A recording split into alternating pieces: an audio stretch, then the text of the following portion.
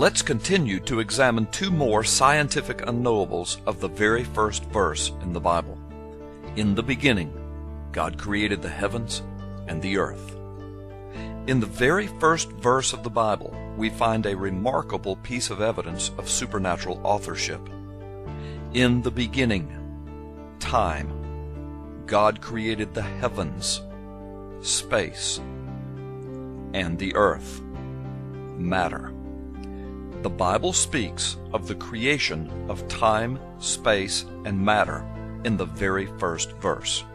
For thousands of years, scientists and philosophers had speculated about the basic components or makeup of the universe. It wasn't until the 20th century that physicists confirmed that the universe, at its foundation, consists of space, time, and matter. In fact, space and time are so tightly linked that astrophysicists now speak of a space-time continuum.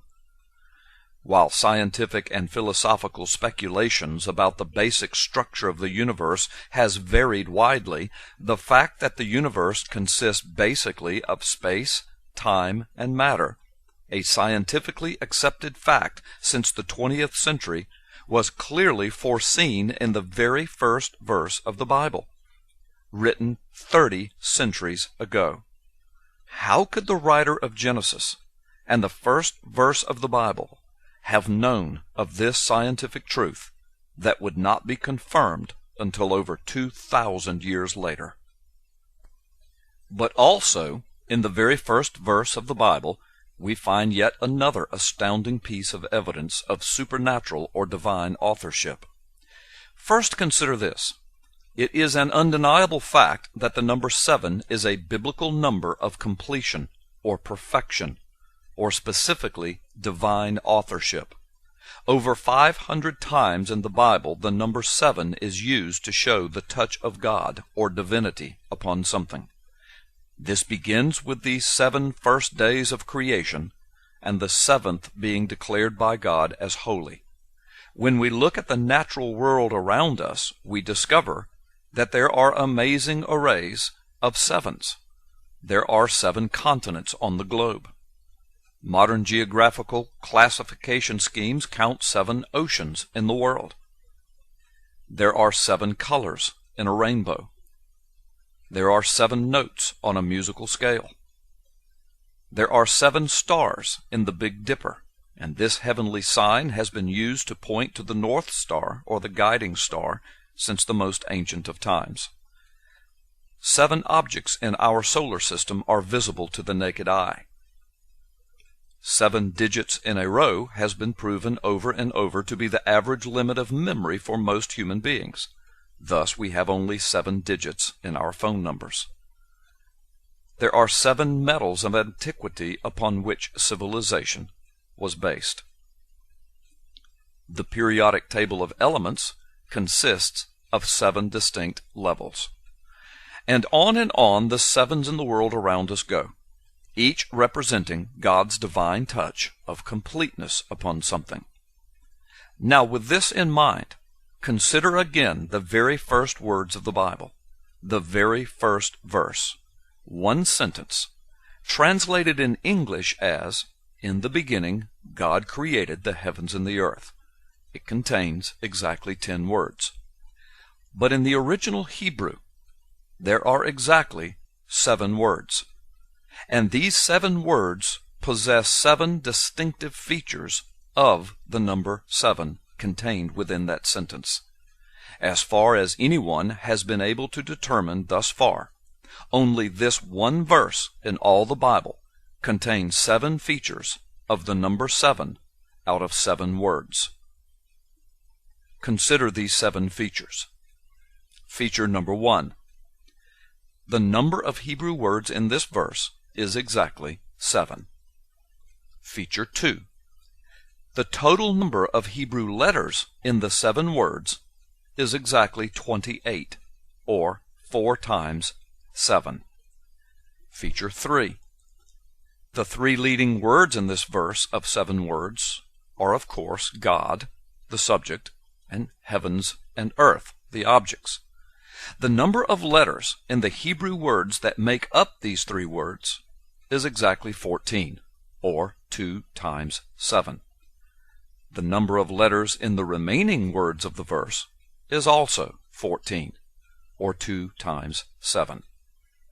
Feature number 4.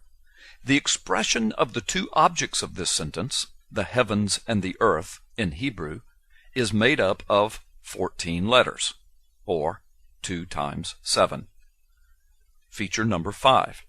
The shortest word is in the middle. The number of letters in this word and the word to its left is 7. The number of letters in the middle word and the word to its right is also 7. Feature number 6. There are three important nouns in this first verse: God, heaven, and earth.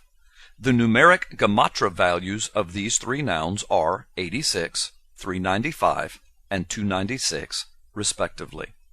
Gematria is the 3,000-year-old Hebrew rabbinical practice of assigning numerical values to each of the Hebrew letters.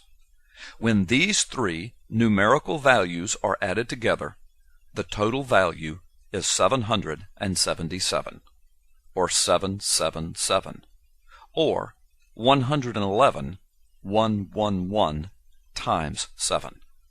In God's manner of biblical expression, this triple intensification of His perfect number 7 is the strongest possible manner of speaking the touch of His divinity. And feature number 7. The numeric value of the only Hebrew verb in this verse, created, or bara, is 203, which is exactly 29 times 7. These sevens, these numeric features or facts, are strangely hidden beneath the surface. They are truly beyond the view of ordinary readers of the Hebrew text, and they are discovered only by special investigation and counting. Surely they could not have been foreseen or purposely placed there by the original author. According to the law of chances, for any one feature of a 7-word sentence to be a multiple of 7 accidentally is only 1 chance in 7. But for 7 features of this one 7-word sentence to be a multiple of 7 accidentally is 1 chance in 823,543. An exponentially amazing impossibility, especially considering that the number 7 is used purposely by the biblical writers over 500 times from Genesis to Revelation to indicate the divine touch of God. It is as though God is telling those who have eyes to see in the very first verse that His divine touch is upon this word we call the Bible. This startling revelation of 7s has only been discovered in the last few years of human history.